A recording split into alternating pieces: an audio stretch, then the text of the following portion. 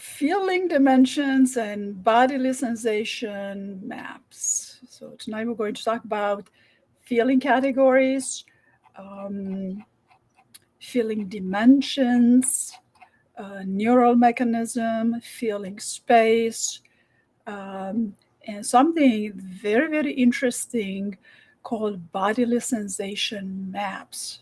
It's a fascinating neuroscience. So, feeling categories. Emotions and emotion theories, a lot of people are very familiar with it. And just because we all have emotions, I think is that it's either good or bad. And we have positive emotion and negative emotions, and that's that. So we got that covered. But feeling um, encompasses a broader spectrum of subjective experiences that can be categorized into five distinct groups, five groups. And those feelings are made of positive emotion, negative emotions, we're already familiar with us, also cognitive processes. Feeling is also a cognitive process, not just an emotion. Then number 4 is somatic states, and number 5, homeostatic states. Mm. Some of the words are quite fancy word, but um, it's very good to become aware of this and learn the difference between them. Positive emotions and negative emotions, we all already had those. We know what they are. But feeling as a cognitive process, it's a bit more interesting because we don't think of a cognitive process to be a feeling, but it is a feeling, right? Because the cognitive processes involve the mental activities and thought patterns. Oh, do I like this word? Thought patterns that contribute to our emotional experiences. Without thoughts, we would probably not have emotions. Some people would say, right? We can debate this. We can debate this for many hours. And in the cognitive processes of a feeling category, we have feelings such as hope, anticipation, curiosity, surprise, and awe. It's like some beautiful feelings, yeah. In a somatic state of feeling dimensions, feeling categories, I'm sorry, a somatic state refers to a bodily sensation and physiological changes that accompany certain emotions. Uh-huh. Yes. So it's very important to feel the positive emotion and to feel those negative emotions as little as possible, because it does affect our physiological changes and bodily sensations.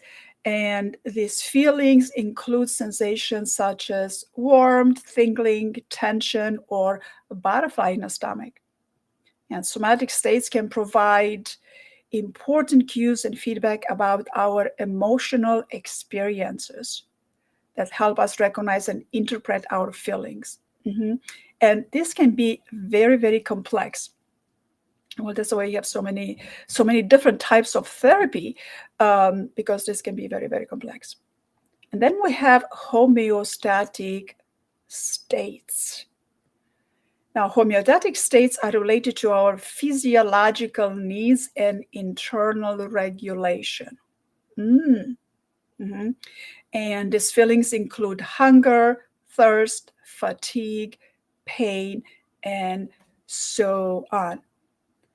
And this may not, why they may not be traditionally considered emotion, they are part of our subjective experience and can influence our overall state of being.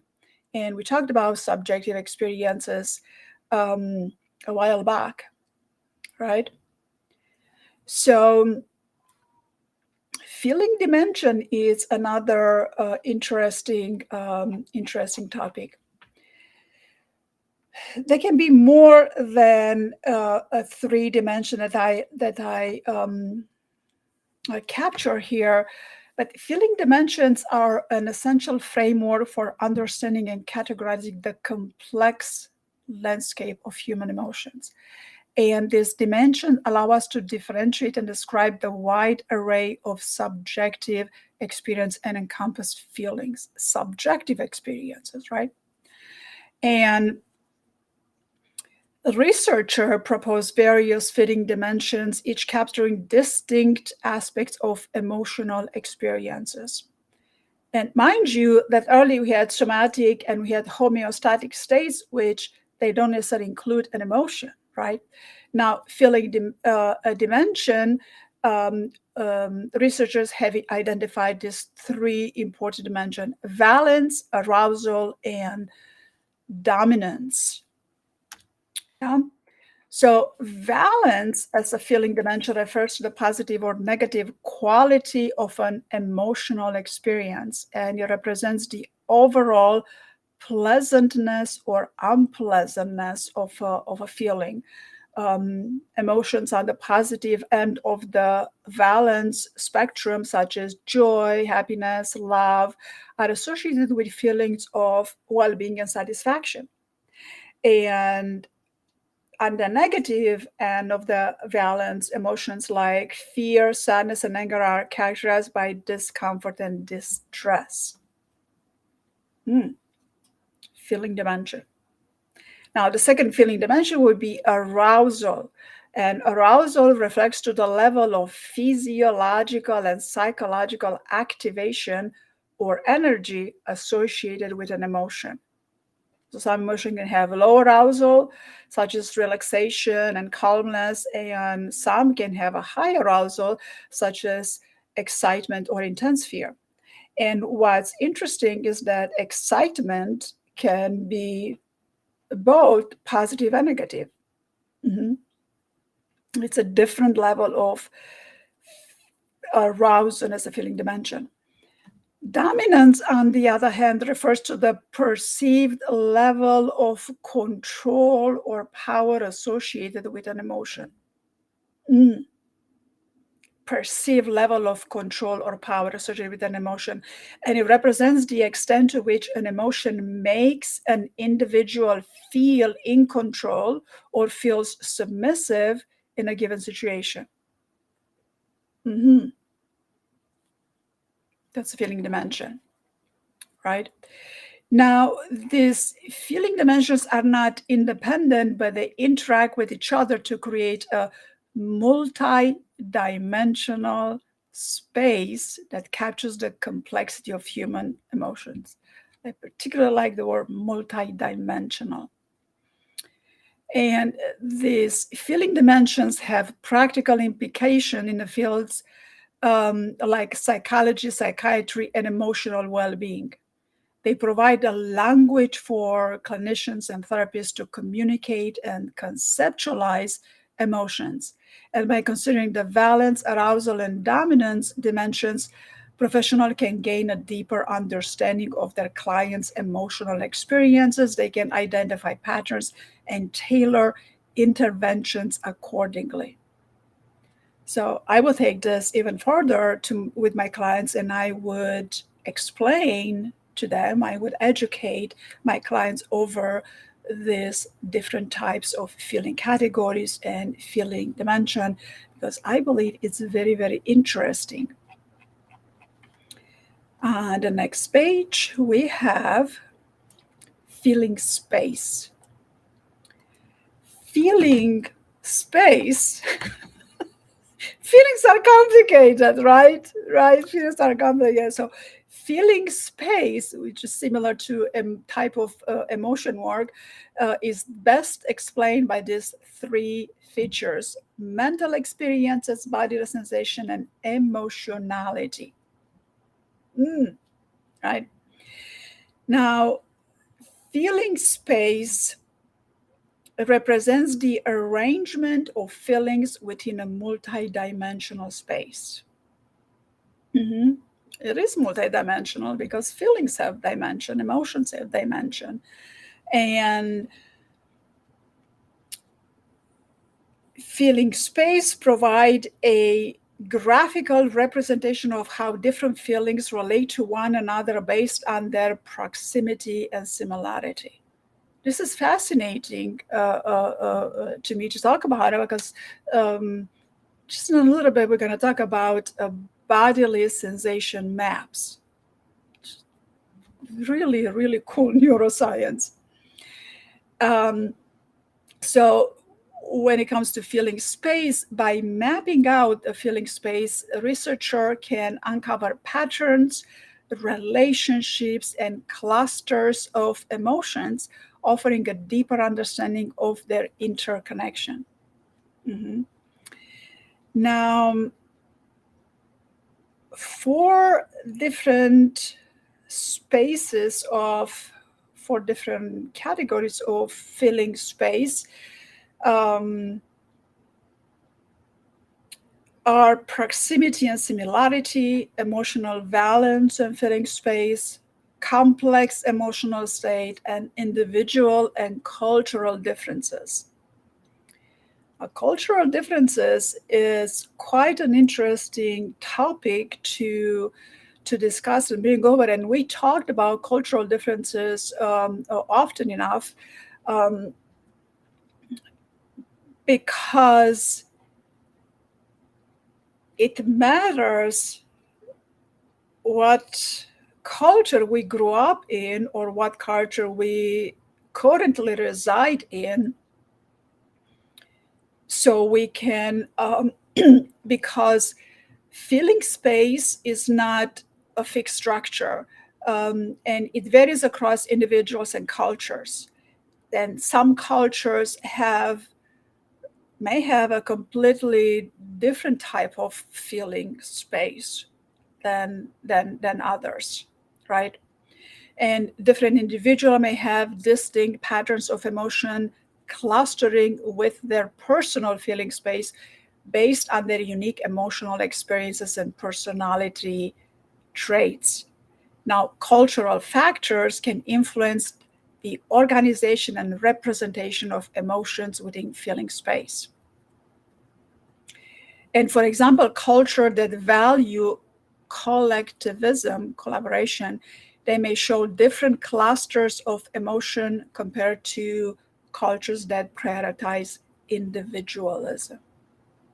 That's that's interesting because I grew up in a culture that valued collectivism and cooperation, and now I reside in a culture that prioritizes individualism.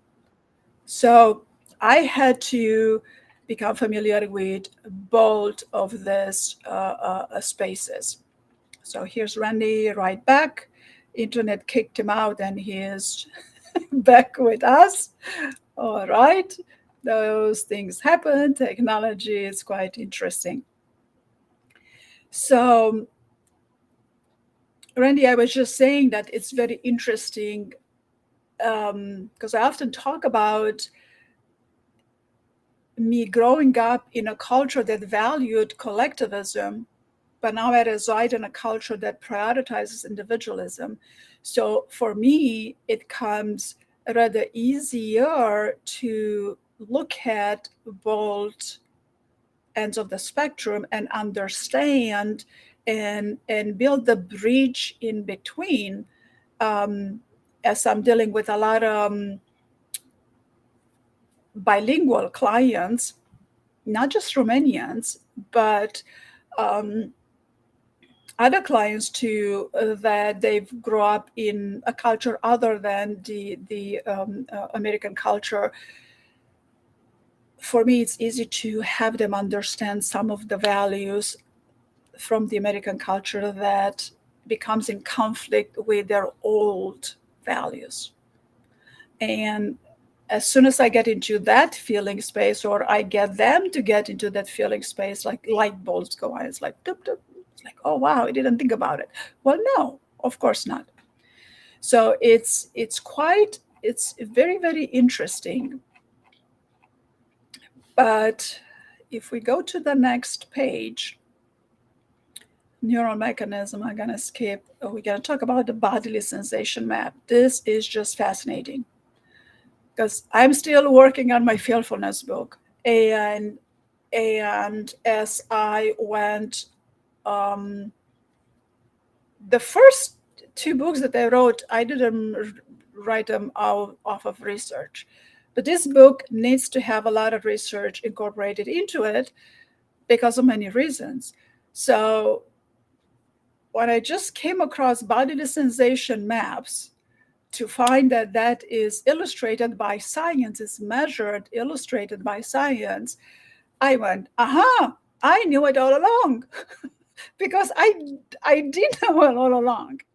I'm writing the book on fearfulness, and I am teaching people how to identify what they feel, and to I help them to locate their feeling in certain geographical areas of the body. And here it is, science with right here with this maps. Look at this. It's fascinating. I mean, there's more maps than this, but it's fascinating. So bodily sensation maps are also known as somatosensory maps. They are a fascinating aspect of the neuroscience of feelings. Mm-hmm. I love neuroscience. I have emails coming in my inbox, about 20 emails a day that have to do with neuroscience. And these body sensation maps, they illustrate the regions of the body that correspond to specific emotions. Mm-hmm. It's fascinating and highlights the intimate connection between bodily sensation and emotional experiences. Mm-hmm. And they provide valuable insight into how our physical sensation contribute to generating states of being. Yeah, this is what I'm teaching. Feel a feeling by choice so you can generate a state of being. And feelings are extremely important, and feelings are not important just to the extent to which they are emotions and to the extent that we learn to manage emotion, because that's not all there is to it. Feelings begin with awareness, and when throughout, I have a stampede of sentences again. So let me choose the sentence to go to go further. So with fearfulness, I teach my clients a lot of different techniques for identifying states of being that they are generating unconsciously. Because if we identify states of being that we're generating unconsciously, then we'll learn to generate states of being consciously. And that is a tremendous skills to develop, and it's quite a personal power to have. These body sensation maps, there are like 4 categories researchers have identified thus far: embodied emotions, specific sensations and emotions, somatic markers, and individual and cultural variations. Mm-hmm. And let me go to the most interesting part of this bodily sensation map, and right here. Right, the researchers have been able to identify more than the 6 states, but for the purpose of the presentation tonight, I chose this particular 6 states to present. And if you look at measurement tool on the right, from -15 to +15, from light blue to yellow. And if you look at where in the body the fear is sensed, it's felt, where anxiety, anger are felt, you can see that they're quite different, right?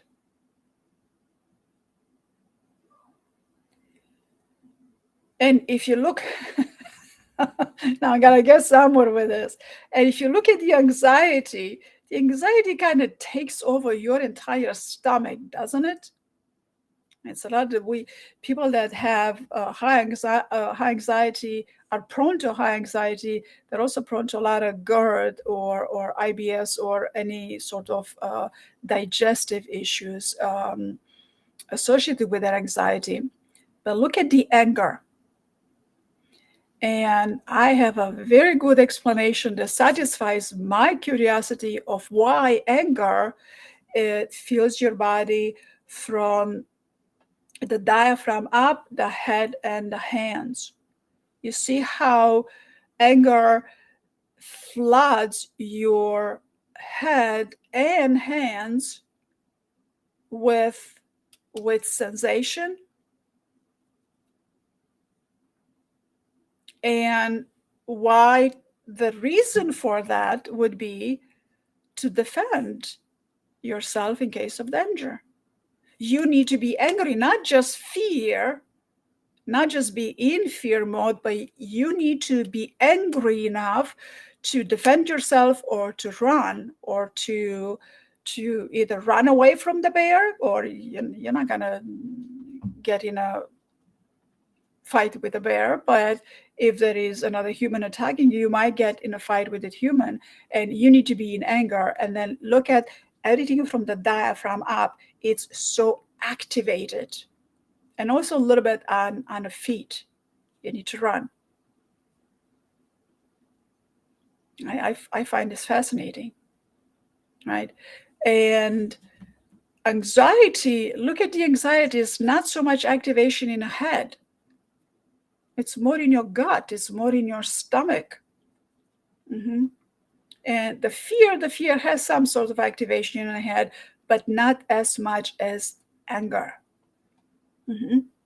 So now let's look at the positive ones. The positive ones are happiness, love, and pride.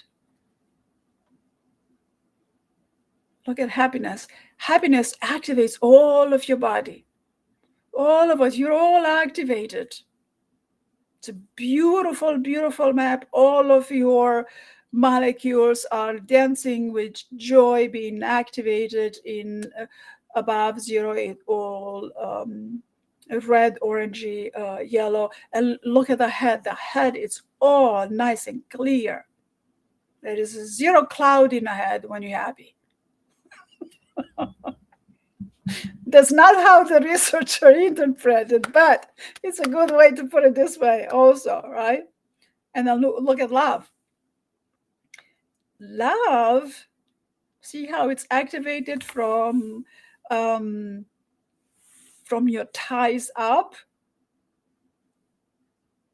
It's a big portion of your body that love just spreads all those oxytocins and dopamine neurotransmitters, and your molecules are dancing with joy.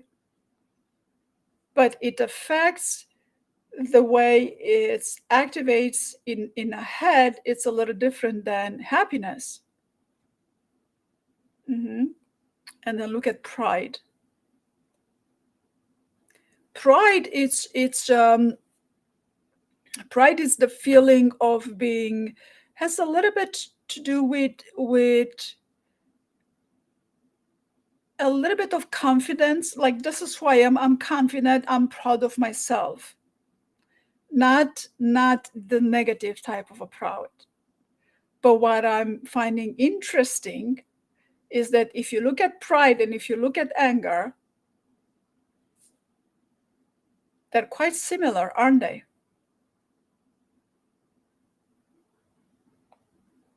So when we learn to differentiate of how in the body anger feels like and how in the body pride feels like, we can better engage with the environment at the moment. because most of the arguments and most of the conflicts that arises between people have to do with people's prides, have to do with people's sense of themselves, the sense of self. This is who I am.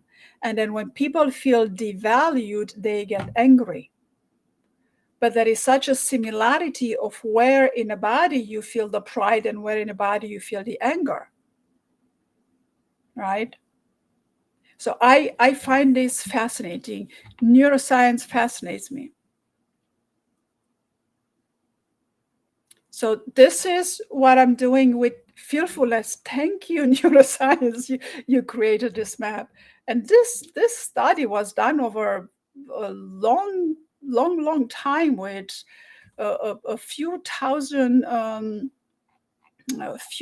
participants. Mm-hmm. And these participants were they were provided with words that would depict, well, they would ignite their senses. And when they were in, what it's interesting about it, when they were given a story about a specific emotion, this is when the most amount of ignition of that particular feeling sensation in a body occurred. If it was just a word or just auditory, it would ignite to some degree. If they were presented with a visual input of that feeling of emotion, then there would be more of an ignition over their bodily sensation map. But when they were provided with a story, much more of their physical body would get involved. I'm finding it interesting. So now we can very easily understand why in hypnosis we use little stories to break away emotional attachments to places that we don't need to have emotional attachment at this stage in our life. So a little bitty story into the hypnotherapy can provide such great relief because it helps you release. I'm not so big on the stories as, for me, I'm fascinated by the information. I'm fascinated by knowledge. I'm fascinated by data. But most people are fascinated by stories. Wouldn't you say so, Randy?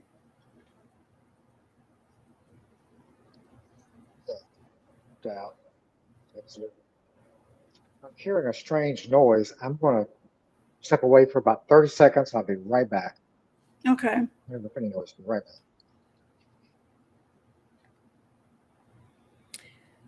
So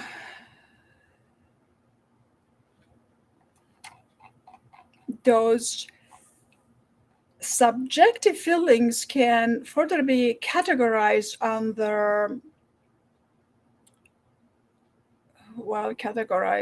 these dimensions of the feelings in the maps. They provide valuable insights into the neural and physiological foundation of emotions. And furthering your understanding of the complex nature of human emotional experiences. And furthermore, this shows the subjective feelings are categorical, emotional, and embodied.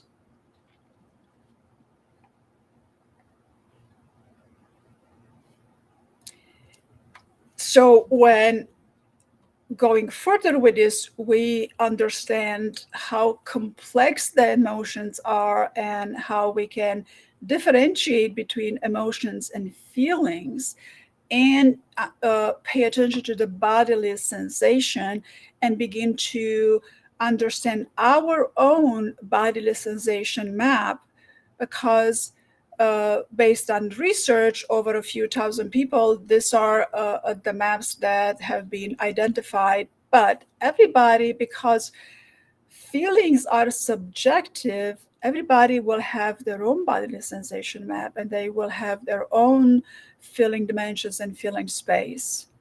And it becomes of such a great value and such an important tool to offer to clients and to people, to help them understand the differences between and what to do about it.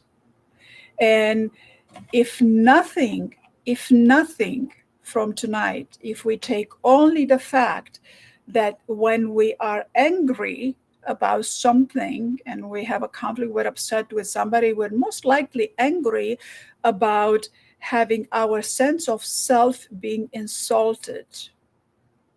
And then we just have this feeling that instead of fully developing into anger, we can, to some degree, because anger is not required all the time. Anger, it's a natural emotion, feeling, arousal, which we need to experience in certain circumstances, but not all the circumstances. So once we can understand this, then we can say, oh, I'm a little bit angry, but maybe I'm not as much angry as I am more proud of myself, and I am aware that my sense of self has been insulted. And how about I continue to sit with my sense of self in my pride, my balanced pride, and not shift into anger? Wouldn't that be something, Randy? What would be the goal? Well, the goal would be to not react in anger. The goal would be to learn some tools to be able to differentiate between the feeling of pride of your sense of self and anger, and to be less reactive and more responsive, because we can respond as opposed to react.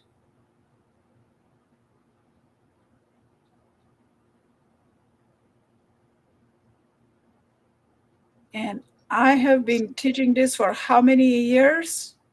And I'm so grateful that science finally came up with this and it made it available. And everybody now wants to know, where's the science? Where's your references? Well, here's the science. So this is going to be a really good portion in my Fearfulness book, which I'm still working on it, and it's coming out eventually.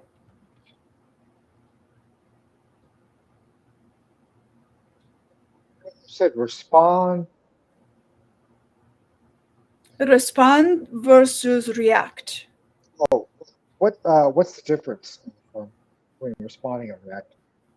Well, reacting it has very little choice in it, but responding, you add conscious choice, and you add emotional intelligence, and you add all of the tools and the tricks that you've learned through your personal development, to all of through so many, everything that you learned about yourself. And when you feel your pride attacked, you're gonna get angry. Stay in your pride, choosing to respond with a sense of self that has integrity, as opposed to reacting with anger. This would be just such a big deal. And a lot of people do that. And people that have a high emotional intelligence, they already do that. That's just piece of cake. It's like, no, I'm not going to get angry. I'm not going to respond in anger. I'm just communicating. This is communication. This is not an argument, right? This is again, it can be communications, and it's not an accusation. People with a lower level of emotional intelligence will perceive communication as an argument most of the time, and also perceive communication as an accusation often. So these are lower level of emotional intelligence.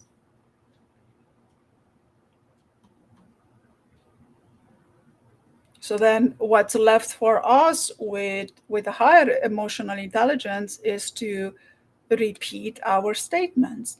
And higher emotional intelligence knows to make the communication leaving the word you out.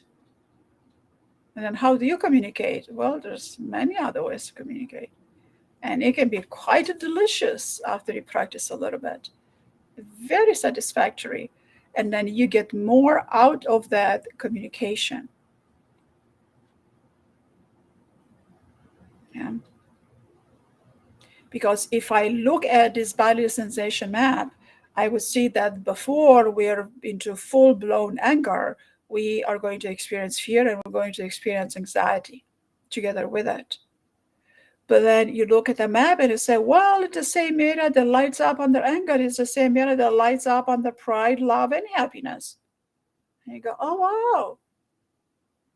How can I shift from that to that?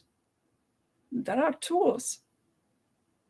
There are tremendous tools. It's called generating states of being with thought feeling practices. I've been teaching this for many years. It's fascinating. It's fascinating and it's doable. And I have a lot of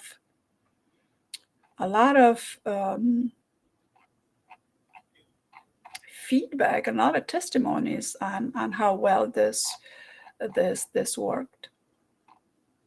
Because on this, when with this body sensation maps,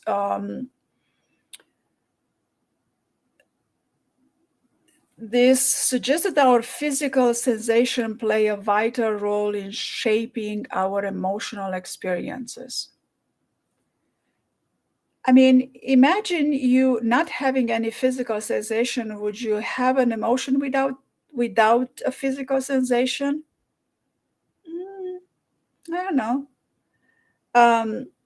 Because emotions are not solely a product of mental processes, but are also influenced by the body's sensory input. But emotions are definitely begin with mental images. I mean, there's many different theories of emotion, but if you take your mental out of it, you're not likely to have much of an emotion, are you? Or if you are just staying in happy and in love, then the emotion you're gonna have is happy and love and proud, being confident with who you are. Then whatever everybody else would try to, whatever the outside, your environment, people close by, anything that's near you, in your circle, whatever happens in your circle, you're less likely to be pulled out of those positive feelings if you learn how to stay centered. Another way to label pride, like being proud of yourself, is being centered, staying in your center. Because specific sensations, specific bodily regions and sensation are associated with different emotions. And some of the area, look at pride and anger, it's quite similar except for the arms. Yeah. And sensation like warmth and expansion in a chest region may be linked to the feelings of joy or love, or sensation of a sinking feeling in the stomach, or a heaviness in the limbs may be associated with sadness or grief. And this bodily sensation can be subjective experiences accompanying emotions, and these maps provide a means to explore and validate these connections. And they also come as somatic markers. This bodily sensation maps contribute to our understanding of somatic markers, which are bodily sensations that serve as cues for specific emotional states. Well, yeah, because oftentimes we're so emotional, which you completely out of your mind. Well, pretty much, yeah, you might just be out of your mind because you're so into of your emotion, right? And then you have to bring your thought a little bit. It's like, oh wow, I'm very emotional.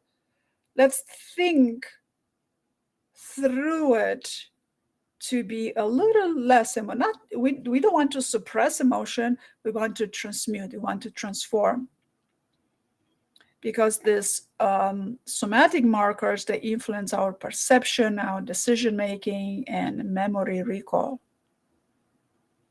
Like there are bodily sensations associated with fear, increased heart rate, and sweaty palms. This can act as a somatic marker that alert us to potential threats in the environment. Mm-hmm. And interesting enough that you might have all of this sensation arising out of food allergies. It's just food allergy, and it's not threat on the environment. It's just food. Well, hopefully it's not the type of anaphylactic type of an allergy. But once you've identified that you're allergic to a food that creates this kind of sensations, then you figure, okay, well, let's not have that food because I don't like the sensations I'm getting from that food. Wouldn't that be a wise choice, Randy? Food that you're allergic to? Yeah, Yes, there would be wise choice. definitely a wise choice, right? If you get an increased heart rate and sweaty palms and the sinking stomach and from a food you eat, I don't think that's pleasant. So then don't eat that food, or drink that liquid, or smoke those cigarettes, or inhale that other vapes, right? Some people like to have an increased heart rate, some people don't. So yeah. These maps measuring, Carmen, are they measuring? It looks like heat and coldness. Is that what they're?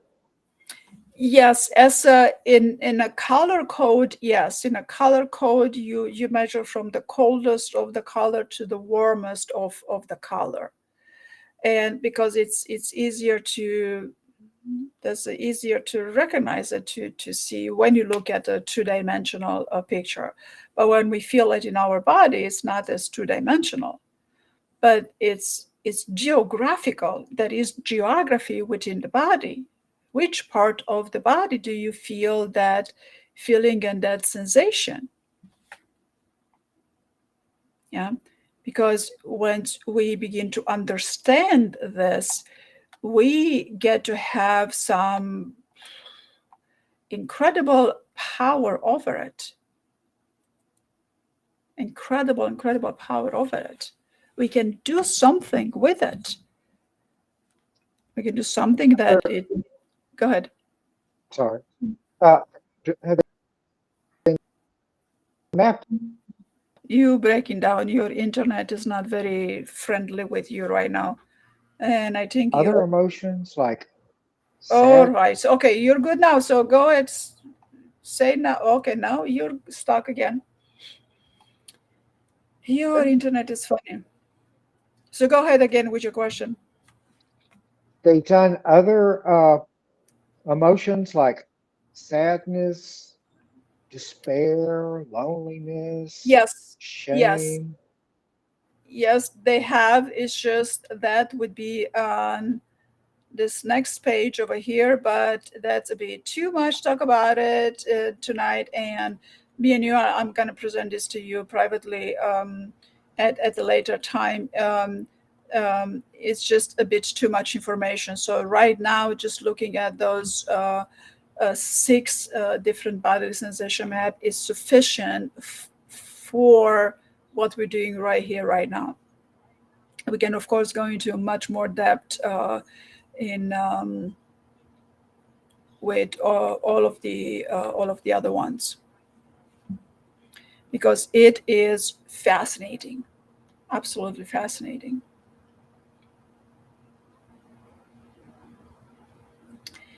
And just as feeling dimension and feeling space can vary across individuals and cultures, bodily sensation maps can also exhibit individual and cultural differences. Mhm. And these specific bodily sensations associated with particular emotions can vary based on individual personal experiences, based on their cultural context, and even learned association. See, learned association. So this is where hypnosis, and that's usually your cue. It's usually you bring this up, but this is where hypnosis becomes so powerful and gets to the heart of the matter so quickly, because it it it troubles this learned association that are not beneficial, and then all of your subconscious goes, oh, I can unlearn that, or I can learn something new to place on top of what I've learned and how I associate it, or I can associate in a different way, and therefore I can be calmer and happy, more content. Well, yes, yeah. Which with hypnosis, we get to do that quicker and easier, as opposed to just talk therapy. Talk therapy is all cognitive, and it's helpful. Of course, it's helpful. Some people need to do more talk therapy than other people. I have clients that need to do a good amount of talk, and we talk through some things. But then we got to do a little bit of hypnosis, and then you just see leaps and bounds, and from 1 week to another. It's fascinating. It's beautiful, and of course, it's fascinating. And the individual cultural evaluation is very, very important. And when you talk about culture, you think of it as the religion. Then religion is a culture, right? The color of the skin is a culture. What type of job are you working in, a corporate environment, or are you an entrepreneur? That's a different type of a culture. So all of this become so important. And I remember a client long ago. She came to me with something that had nothing to do with her work. She just wanted to work on her family life. And I kept asking her a question about her duties at work. And after 4 or 5 questions, she got aggravated, and she's like, "Oh, what's that got to do with?" I said, "Well, that has a lot to do with your family work, because you make decisions, automatic decision, unconscious decision, based on the habits you develop at work, at your job. Then you take those habits and you bring it into your family life." It's like, oh, but yeah. And if at work, for example, you are tasked with making 50 decisions in 20 minutes, at home, that's not going to happen. And sometimes, sometimes you might be at home, it's like, say, we need to decide quick, quick, quick, quick, quick. And then your partner said, well, I kind of need to think about it. And then one that if you have the skill to make 50 decisions in a short amount of time, quickly, perfectly balanced decision, and you're going to be a bit frustrated with somebody that needs to take a little more time over that subject. And it's just a matter of habit. It's just a matter of you've done that, how many times you've done it. and now you're not patient with the others. So just bringing one little aspect, and this is just workplace, your job, and at home, at self, at work, at home, at work, at relationship, right? That's all. It has a great impact.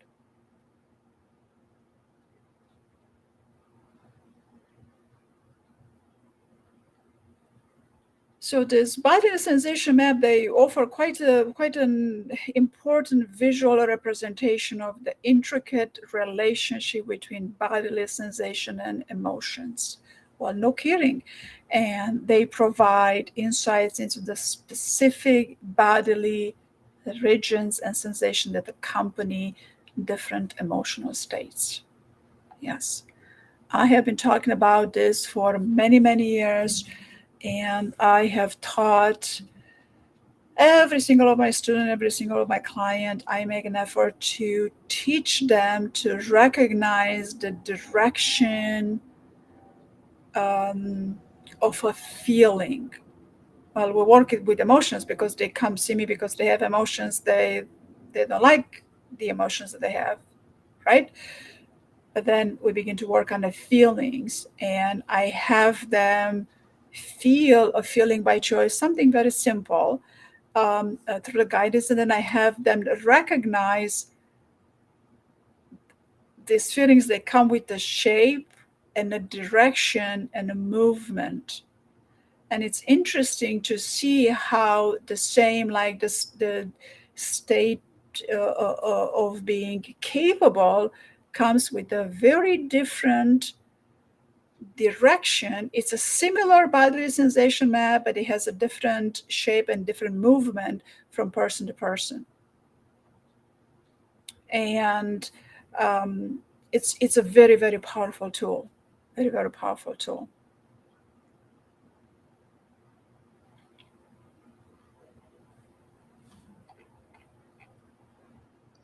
Stuff is this research is relatively new. I'm familiar. This research is, how old is this research? Well, yes, it is. It is relatively new, Randy. This research is from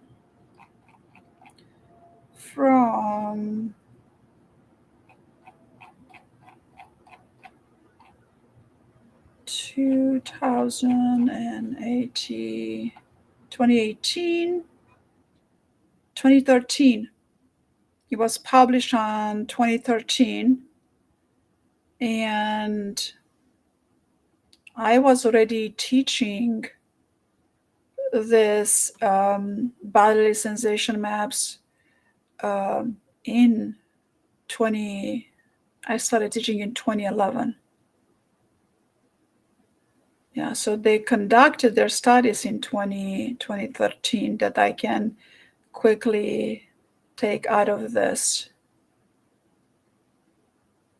Yeah. But in 2003, we had R.W. Levinson in Blood, Sweat, and Fears talking about the autonomic architecture of emotions inside out. And then in 2000, we had Kovacic with Metaphor and Emotions, about language, culture, and body in human feeling. And of course, one of my favorite, William James, with his book, What is an Emotion? He talked about it in 1884. So this bodily sensation map is, yes, it's something rather recent. Fascinating, isn't it? It's interesting. Yeah, it's interesting stuff. I think that I just, there was a time when that there was not that much emphasis on somaticism in the therapy world. I don't know about hypnosis world, but in the therapy world, it was not. There were people that had somaticized issues. In other words, they have physical problems that had no medical explanation, and there was that. But in terms of saying things like, um, where in your body do you feel that shame? That's that's relatively new. At least I haven't been in the therapy world 20 years, but 20 years ago that was not something that was at least the training that I had. It wasn't something that was predominant at all. I think it came from when trauma started becoming a hot new subject. Mm-hmm. But, there were physicians that became involved, like Dr. Vander Hook, or this. The body keeps score. They if you get doctors involved, it's going to become some harder. They're going to focus on the physical, and I Mm-hmm. think that's kind of where it started. I think, but Yeah. that's it. Just wasn't. It's interesting. We weren't. It wasn't that predominant. Yes, but it's becoming more and more important because there are so many rare diseases that come with all kinds of physical symptoms and sensation that um, it's important when somebody diagnoses somebody with depression. That's a very heavy diagnosis, and that's a diagnosis that will put a lot of stigma on a client. And it's possible that, for example, that person to experience a neuromuscular condition of a lot of weakness in the muscle where the neurotransmitters don't work, like more specifically acetylcholine in the muscle it's not doesn't work properly, and that comes with a lot of muscle weakness and fatigue. And if you go to the doctor and tell the doctor that you feel tired all the time, I say, well, you're depressed. Well, I'm not finding anything in the blood, you're depressed. Well, there's more to it, right? And if someone has an inkling of a feeling that they know they're not depressed and they know it's not anxiety, even reflux and IBS, which are they can be really debilitating conditions. Um, Even these, well, the number one cause, every doctor would immediately tell you that you gotta calm your anxiety down so your um, stomach will feel better. But even that, with some of these rare condition, neuromuscular condition that present with muscle weakness, can cause a lot of these symptoms. And recently, I just learned about something very, very rare, um, um, in which the autoimmune, and it's not triggered just by food or chemical substances or anything that you ingest. It deploys a lot of mast cells, and all of a sudden you are just flooded with a lot of antibodies or a lot of mast cells that cascades into all kinds of allergic type of chemical reaction within the body. And then you go to the emergency room and they say, well, there's nothing wrong with you. Well, yeah, things are wrong, and it's not just anxiety. It can just be a massive mast cell deployment. But in an emergency room, they are not running the blood test for that specific mast cell deployment. And even to get to a doctor to even to begin to talk about mast cell activation syndrome, it's going to take a lot of years, unless you're just dealing with a lot of anaphylactic and like really, really debilitating, like life-threatening. So there is so much complexity, not just to human emotions, but to human feelings and what we feel. I mean, the reason we go to doctors is because we don't feel good.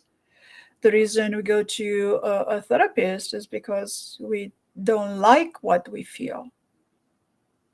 Yeah. So we want to change it. So for a great degree, yes, we can change a lot of things, and some things we're going to accept, and some things we're going to change, of course. And this study, it was submitted to Psychological and Cognitive Sciences by Lori Numenma, Enrico Galerian, Rita Hari, and Jari Heitinen. Yeah. Yeah. So it's fascinating. So remember before we went live today, you were displaying a feeling about an experience you had, and when I asked you Oh, it's where, the workshop, the online, the webinar. yes, yeah, that thing, yeah. So when I asked you what parts of the body were you feeling this feeling, you mostly describe your head. Have you had a chance to look into it and observe, was that feeling presence in different areas of the body or just in your head? It was just in my head. I didn't feel like I was going to throw up or anything. I could have made myself throw up. But just thinking about it, I guess I could have gotten sicker. But no, it was mostly it was mostly too much, too much thinking about something that was. Okay, your internet, it's you're not having good internet today, Randy. Somehow your internet got stuck again. And we will see when your internet comes back, we will see you pretty soon. And that should do it for tonight. This was quite an interesting topic of conversation, and we will see you next week. All right.